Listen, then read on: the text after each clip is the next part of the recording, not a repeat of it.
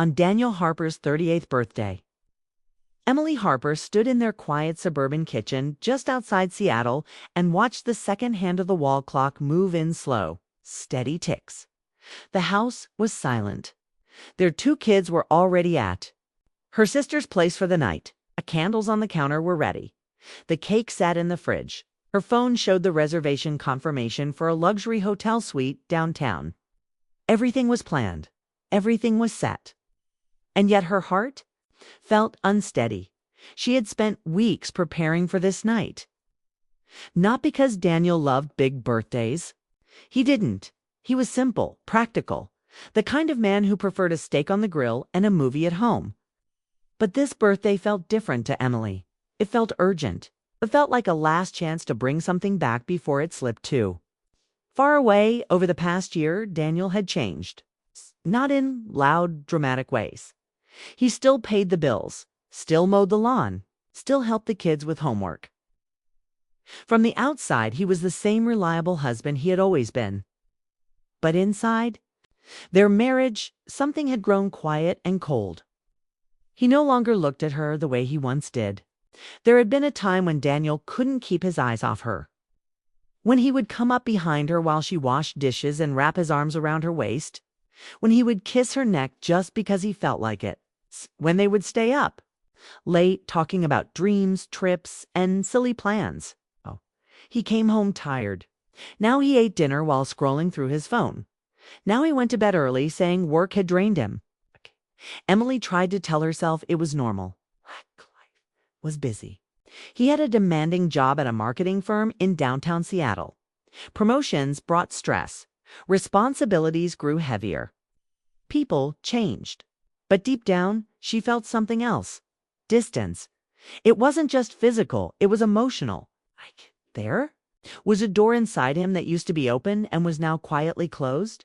She had asked him once, gently, if everything was okay. Just work, he said with a small smile.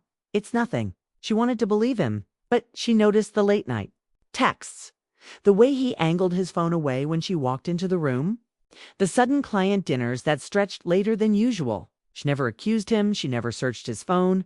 She was afraid of finding something that would shatter her world. Instead, she decided to fight in her own way. She would remind him what they had. She would remind him who she was. That morning, after Daniel left for work, Emily stood in front of her bedroom mirror longer than usual. She studied herself carefully. At 36, she didn't look like she did at 24 when they first met. Her body had carried 2 children. There were faint lines around her eyes. But she was still beautiful. She just needed to see it. Again, she drove to a boutique downtown and bought a deep blue dress. It hugged her softly without being too bold. It made her feel elegant, confident, alive. She bought new heels. She styled her hair. She even chose a perfume she hadn't worn in years. The one Daniel used to say drove him crazy. Every step felt like preparation for a battle no one else could see. By late afternoon, she checked them into the hotel suite under Daniel's name. The room overlooked the city skyline. Floor-to-ceiling windows framed the gray-blue waters and tall buildings. It was romantic without being dramatic. Soft lighting, king-sized bed, a small table near the window. She placed candles carefully along the sill. She asked the hotel staff to deliver chocolate-covered strawberries and a chilled bottle of wine at 8. When she stepped back to look at the room, she felt a small spark of hope. This could work. She texted Daniel around 6. Be ready by 7. I have a surprise for you. He replied with a confused emoji, and what are you up to? She smiled. At her phone, you'll see. When Daniel walked through the front door that evening, he looked tired. His tie was loose. His shoulders were tense. But when he saw Emily dressed in that blue dress, his expression changed instantly. Wow, he said, stopping mid-step. You look incredible. Her heart jumped. Happy birthday, she said softly. He glanced around. Where are the kids? Sleep over at my sister's. He looked surprised. What's going on? She stepped closer and took his hand. Get back in the car. He laughed lightly. You're serious? Very. The drive to the hotel was quiet. but warm. Daniel kept glancing at her like he was trying to understand what had sparked this sudden romance. Emily watched the city lights blur past the window and told herself not to think about the doubts creeping in. This night was about them. When they reached the hotel and stepped into the suite, Daniel froze. "Emily," he whispered, looking around at the candles and the skyline. She closed the door behind them. "I thought we could celebrate differently this year." He walked slowly across the room, taking in every detail. "You did all this?" "Yes, for me." She nodded. Something flickered in his eyes. Gratitude, surprise, and something else she couldn't quite name. He set his phone down on the nightstand and turned to her. For a moment, they simply stood there, the soft hum of the city below them. Then he stepped closer. "You didn't have to do this," he said quietly. "I wanted to." He touched her waist, gently at first, like he wasn't sure if she would pull away. She didn't. She leaned into him, breathing in his familiar scent. For a second, everything felt like it used to. They opened the wine. They sat near the window and talked about simple things, the kids' school projects, a neighbor's new dog, a funny story from his office. The conversation flowed more easily than it had in months. Emily felt relief spread through her chest. Maybe she had been overthinking everything. Maybe they had just needed time. Music played softly from her phone. Daniel held out his hand. "Dance with me." She laughed, surprised. "Since when do you dance?" "Since my wife books a fancy hotel suite." They moved slowly together, not perfectly, but comfortably. His hand rested on her lower back. Her head leaned against his chest. She could hear his heartbeat. "This is what I've been missing," she thought. For a while, the world outside didn't exist. Then his phone buzzed. The sound cut through the air sharply. Daniel stiffened. It buzzed again. Emily felt his hand pause against her back. He stepped away and walked toward the nightstand. The screen lit up briefly before he turned it face down. She didn't mean to look, but she did. A name flashed for a split second. Sophia. Her stomach tightened. "Work?" she asked calmly. "Yeah," he said too quickly. "Just work stuff." At 8:30, he forced a small smile. Marketing never sleeps. She tried to smile back. "Don't ruin this night," she told herself. Not now. They returned to the window. The moment felt thinner now, fragile. Daniel tried to continue the conversation, but something in his tone had changed. There was tension in his voice, distraction.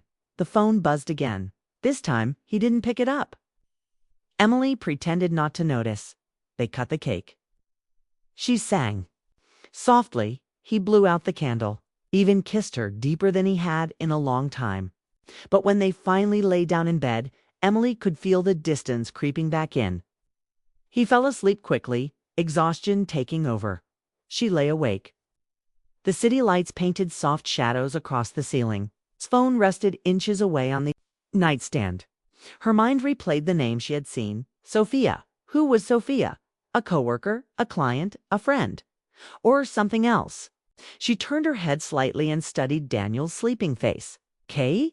He looked peaceful, innocent, like the man she had married 12 years ago. But something inside her whispered that this peace was built on a truth she didn't yet know. She closed her eyes, trying to push the fear away. Tomorrow, she told herself. Tomorrow she would decide whether to ask the questions she was afraid to ask. But as she lay there in the expensive hotel suite she had booked to save her marriage, a quiet realization began to form.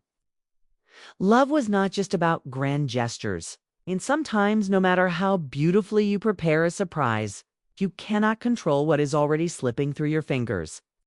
Morning light slipped through the thin gap in the hotel curtains and spread across the bed in a pale gold line. Emily had not slept. She lay still beside Daniel, listening to the steady sound of his breathing, feeling the weight of the night. Pressing on her chest, the candles had burned down to cold wax. The wine glasses were still on the table near the window. The room smelled faintly of perfume and something else, tension that had never fully left. Daniel stirred and reached for his phone without opening his eyes. His hand brushed the nightstand, but the phone was not there. Emily had picked it up minutes earlier when he went into the bathroom and turned on the shower. The sound of water rushing through the pipes filled the room, steady and loud, as if giving her cover. She had told herself she would not do this. She had told herself she was not the kind of woman who searched through her husband's messages. But something had already cracked open inside her. The name she saw the night before had not left her mind.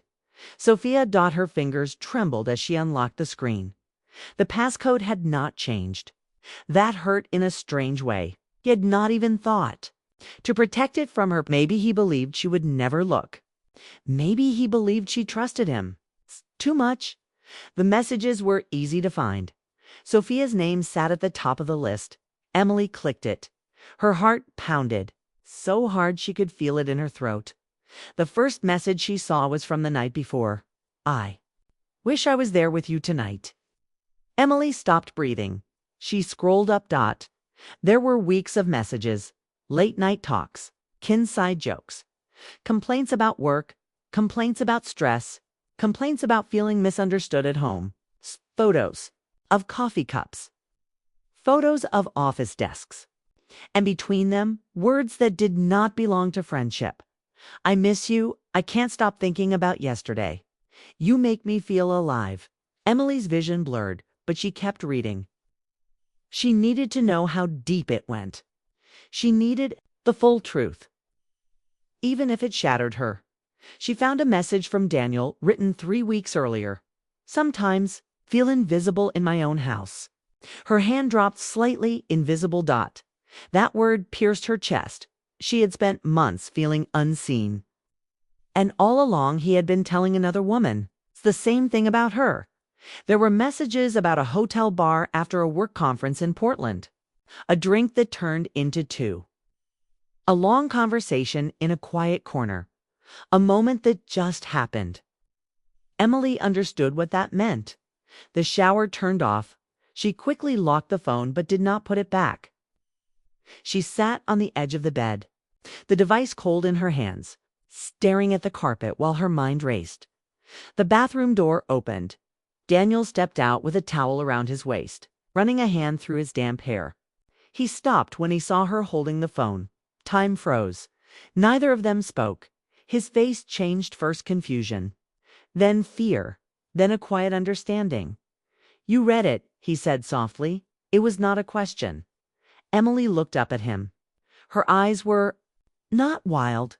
They were calm, and that scared him more. Yes, she answered. Daniel stood still, as if any sudden movement would break something fragile between them. I was going to tell you, he said after a moment. She almost laughed, but the sound died in her throat. When he opened his mouth but no words came out, the silence stretched. Finally, he walked slowly toward her and sat down in the chair across the room, as if he did not deserve to be close. It started small, he began, just work stuff. She joined the team last year. We had a big project together, long hours, late nights. Emily listened without interrupting. She understood the pressure. She listened. It felt easy. I didn't plan it. I didn't wake up one day wanting this. But you let it grow, Emily said quietly. He nodded. Double quotes. Yes. He did not try to deny it. He did not blame Sophia. He did not blame Emily. He just looked tired. I felt disconnected, he admitted. From you. From everything. We stopped talking the way we used to. Every conversation felt about schedules, bills, kids. I didn't know how to fix it. Emily felt tears slide down her face, but her voice stayed. Steady. So you found someone else to talk to? Yes. Did you sleep with her? The question hung in the air. Daniel swallowed. Once. The word echoed in the room like a gunshot. Emily closed her eyes for a second, letting the pain hit fully instead of holding it back. It felt sharp, but clear. At least it was the truth. When? She asked. Portland. After the conference, the same night he had called her and said he missed her. The same night he had asked about the kids and told her to get some rest. Emily pressed her lips together. "I didn't mean for it to go that far," Daniel said quickly. "I swear. After that I tried to step back, but we kept texting. I didn't know how to stop." "You didn't want to stop?" she replied. He lowered his head. "That's the truth," she said. "He didn't want to." He nodded slowly. The honesty in the room was heavy but clean. No yelling, no throwing things. Just raw facts laid out between them. Emily stood up and walked to the window. The city looked normal. Cars moved. People crossed streets. The world had not stopped because her heart felt cracked open. "I planned last night to bring us back," she said, staring at the skyline. "I thought if I reminded you of us, you would remember too." "I did remember," he said quickly. "When I walked into this room and saw you, I felt it. I felt what we used to have." "But you still texted her," Emily replied without. Turning around, he had no answer. For a moment, Emily considered walking out. She imagined packing her bag, calling her sister, taking the kids, starting over. She imagined the anger, the freedom, the clean break. But another truth was sitting in her chest. She turned back toward him. "There's something you don't know either," said. Daniel looked up. "3 months ago, a man at my gym started talking to me. His name is Ryan. He's divorced. Confident. He noticed me." Daniel's face tightened. "He told me I was beautiful. He asked me out for coffee. I said no at first, but I kept thinking about it." Daniel stood up slowly. "Did you? No?" She interrupted. "I didn't." He let out a breath he didn't realize he was holding, "but I wanted to," she continued. "Not because I stopped loving you, but because I felt invisible. I felt lonely in my own marriage. And when someone looks at you like you matter, it feels powerful." Daniel's shoulders dropped as the weight of her words hit him. "I would sit in my car after the gym and think about what it would be like to be wanted again," she said. "To be seen? I hated myself for it, but the feeling was real." He stared at her, seeing her fully for the first time in months. "I didn't go," she said. "I blocked his number, 'cause I still believed in us." The room was silent except for the faint hum of traffic outside. They were not enemies standing across from each other. They were two tired people who had both felt alone at the same time. "I never wanted to lose you," Daniel said quietly. "But you were already drifting," she replied. He nodded, double quotes, yes. They sat on the edge of the bed together, not touching, just breathing in the truth of what they had become. "What do you want?" he asked finally. Emily thought about it carefully. She did not want revenge. She did not want to hurt him the way he had hurt her. She did not want to destroy the father of her children. She wanted honesty. "I want you to end it," she said. "Completely. No more texts. No more just checking in. No more secret pieces of your life." "I will," he said immediately. "And I want us to stop pretending everything is fine when it's not. I want us to talk, even when it's uncomfortable. I can do that." She studied his face, searching for doubt. She saw fear, regret, shame. But she also saw something else, clarity. "Call her," Emily said. He blinked. "Now, yes, in front of me." Daniel hesitated for only a second before picking up his phone. He stepped a few feet away, but stayed. In the room, Sophia answered on the second ring. "Hey," Shay said lightly. Emily could hear her voice faintly. Daniel swallowed. "Sophia, I can't do this anymore." A pause. "What?" "I'm choosing my marriage. This was a mistake. I'm sorry." The silence on the other end stretched.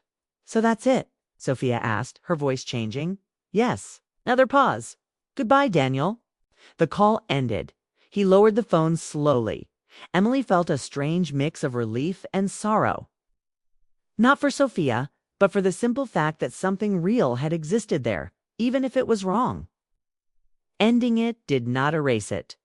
Daniel walked back and sat beside her again. "I'm sorry," he said. And this time the words felt different. Not defensive, not rushed. Just honest. "I know," she replied. Forgiveness did not flood the room. Trust did not magically repair itself. But something important had happened. They had stopped lying.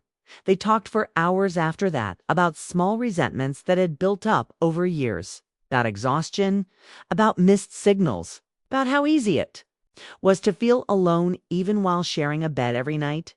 Emily told him how she felt unseen after having children, how her body changes made her insecure, how his silence made her doubt herself. Daniel admitted how pressure at work made him withdraw, how he avoided hard conversations because he feared conflict, how attention from someone new felt like escape. They did not solve everything that morning, but they understood more than they had in a long time when they finally packed their bags to leave the hotel. The room looked different. The romance from the night before was gone. In its place was something less glamorous, but more real. On the drive home, Daniel reached for her hand. She let him hold it, not because everything was fixed, but because for the first time in months, they were both fully present. The birthday surprise had not been the candles or the dress. It had been the truth.